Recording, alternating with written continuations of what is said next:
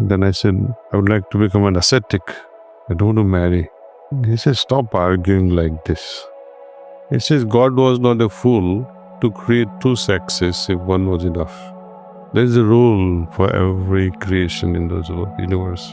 In normal conversations, we may say, okay, my master, etc. But our attitude should be, you see, I belong to my master.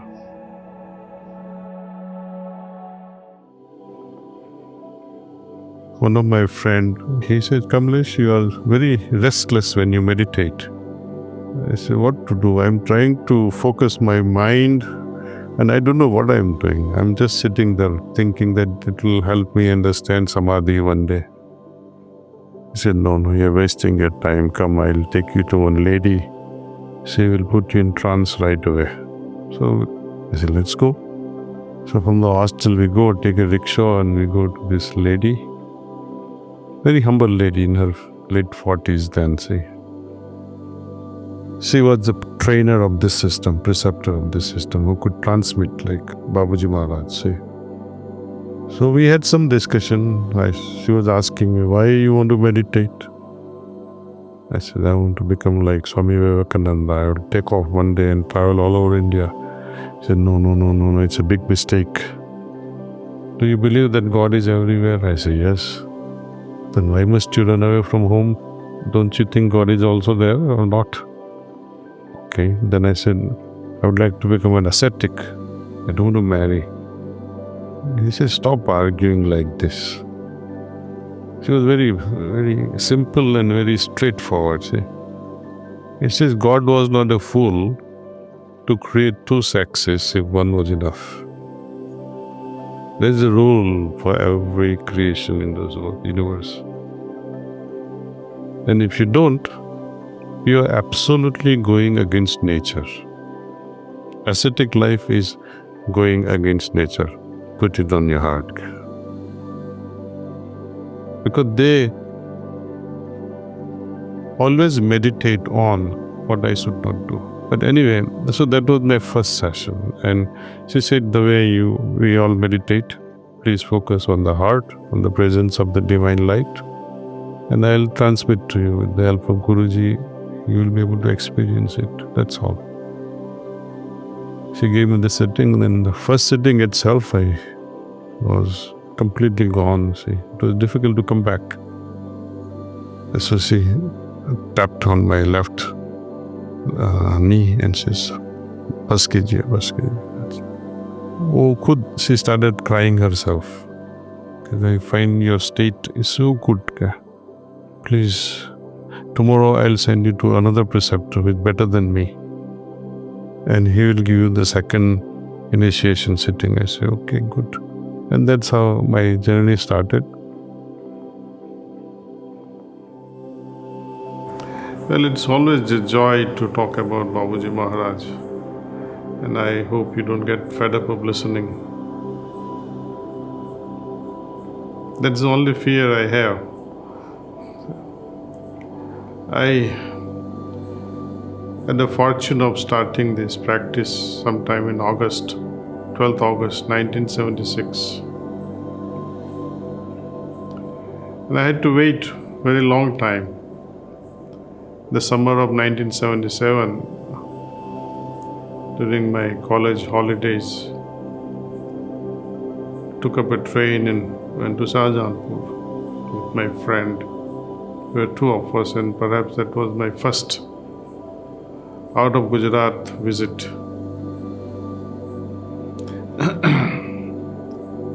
Reaching Shahjahanpur railway station, when we are wearing these badges, the cycle, pedal rickshaw people, they recognize that, yes, you are going to see Babuji Maharaj. So immediately they say, sir, we'll take you straight to ashram, but we'll not take you to Babuji's house.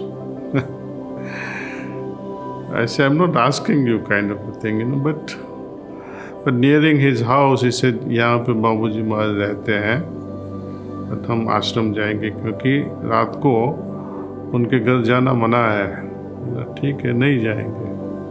तो सुबह हुई, तैयार होकर चले गए।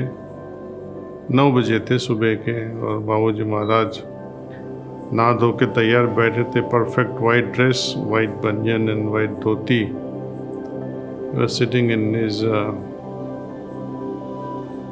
usual room, called Lalaji's room. And behind whom there is a window towards the outside street. He would sit and say, "Abhi hum puja karenge." ठीक है, so we just sat down around him. There were hardly 6-7 of us. He said that's all, and we were asked to go back to ashram. So there was no interaction except this beautiful sitting with him. The next day, same thing. We came in the morning, sat with him, and went back to ashram. Third day was evening time. We had to leave Babuji Maharaj. Morning we could not visit because we were told today Babuji is not well and he likes to be excused. So that was it.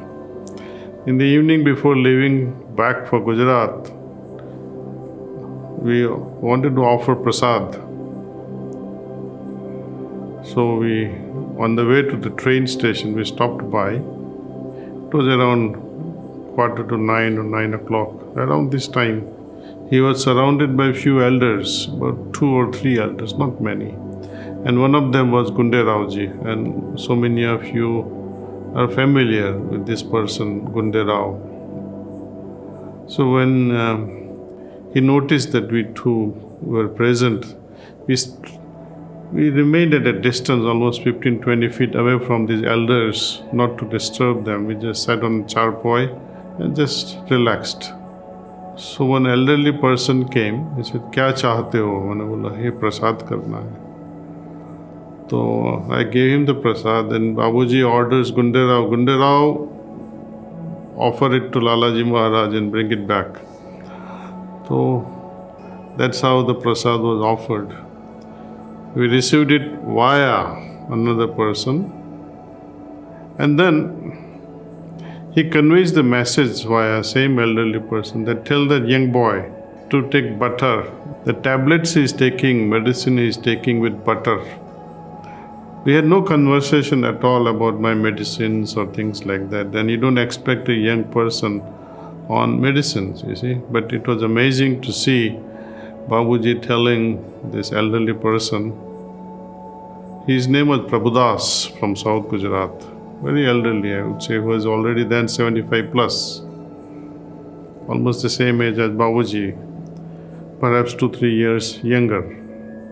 At that time, it didn't make any sense to me why he's telling me to take that particular medicine with butter.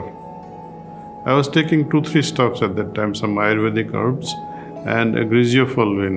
And I came to know about griseofulvin, if taken with butter, it increases its bioavailability. So blood circulation में ज़्यादा आता है. Otherwise, 80-90% will go out unabsorbed in your bloodstream. So the need to take it with butter or some fatty substances, which I came to know only 1982 or so. But this episode was 1977. So he was much ahead of the science actually. That was all. But leaving him was choking me from inside. I was crying and crying and crying for no reason. But the reason was quite obvious, that missing this giant, spiritual giant. I felt kind of disillusioned at that moment and so sad. You cannot imagine.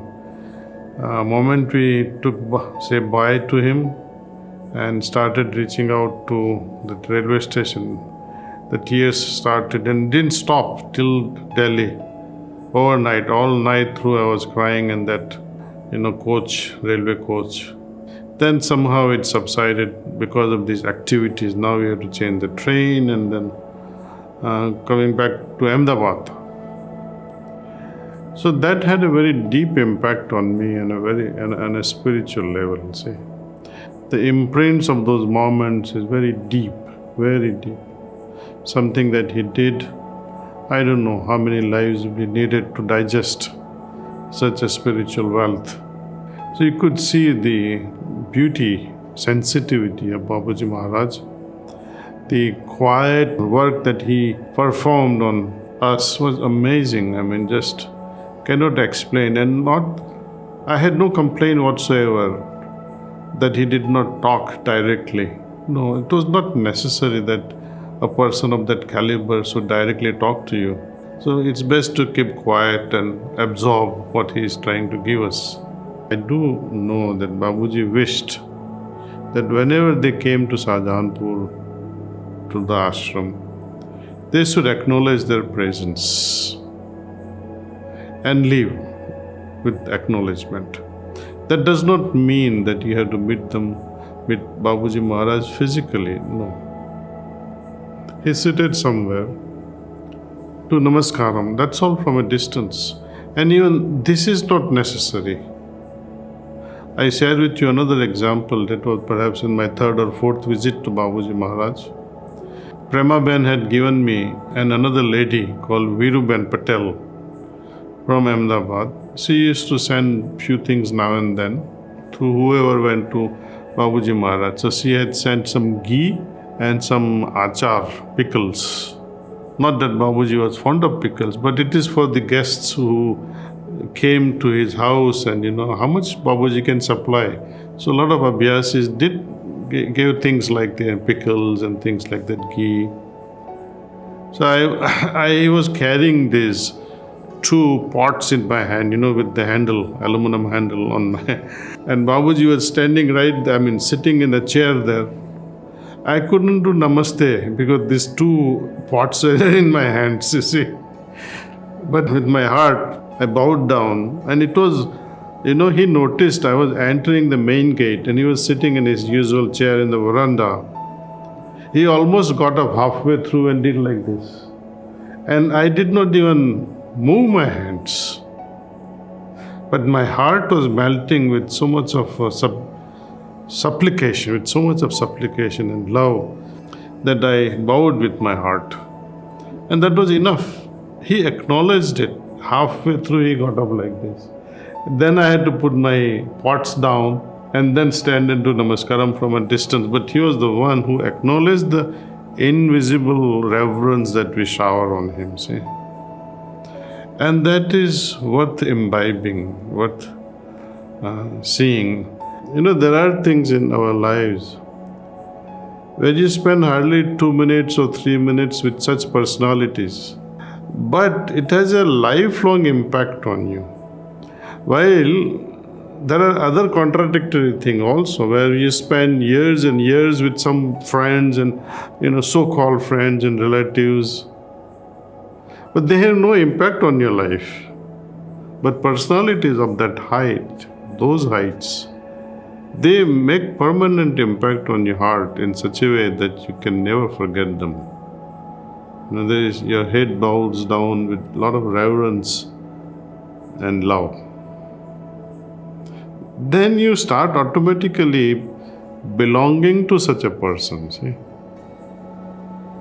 Automatically, see.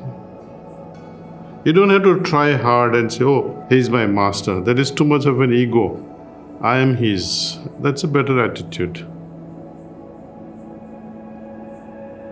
In normal conversations, we may say, okay, my master, etc. But our attitude should be, I belong to my master. So it's a big difference in attitude, see. I belong to this mission. I belong to this master. That is enough. That in itself is a big pride, you can say. We all should be proud of that. I belong to. So whosoever met Babuji Maharaj, I think they became permanently his. That was his magic, see. How he did, I don't know.